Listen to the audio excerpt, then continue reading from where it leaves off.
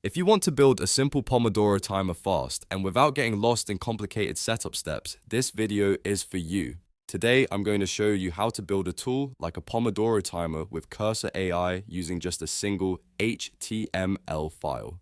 This is a great beginner-friendly project because you can create something useful, learn how to prompt Cursor effectively, and end up with a working productivity tool you can actually use. If this video helps you out, make sure to hit the like button and subscribe for more AI coding tutorials. Alright, let's jump right in. First, open Cursor and create a new file called index.html. Keeping everything in one file makes this project simple, clean, and easy to test. Once your blank HTML file is open, we're going to use Cursor's inline edit mode, which you can open with Ctrl+ key. This is where the magic happens, because instead of writing every line manually, you can give Cursor a clear prompt and let it generate the structure for you. In the prompt box, paste a request like this.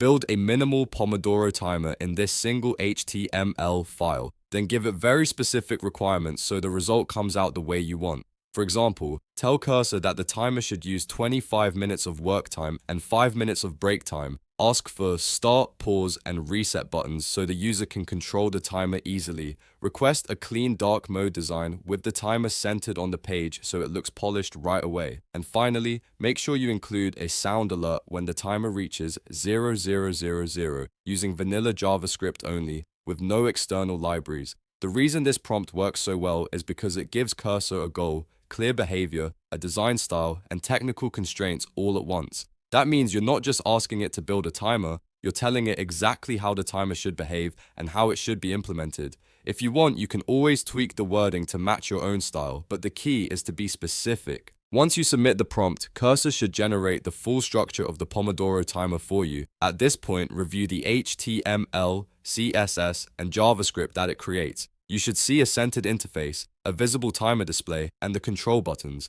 Make sure the logic correctly switches between work and break sessions, and check that the countdown starts, pauses, and resets properly. If the styling is too plain or too bold, you can prompt Cursor again and ask it to improve the layout, adjust spacing, or make the dark mode design more modern.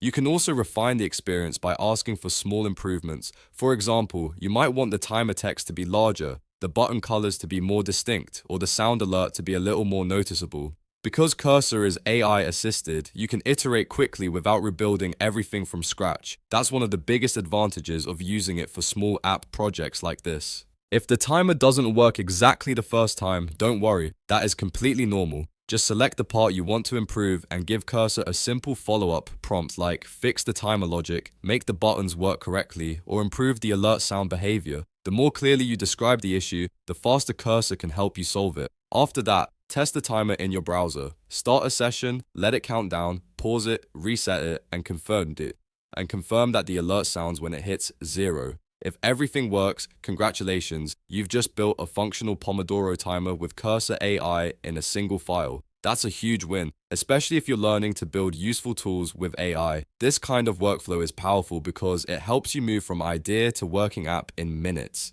You can use the same approach to build calculators, to-do apps, habit trackers, note-taking tools, and more.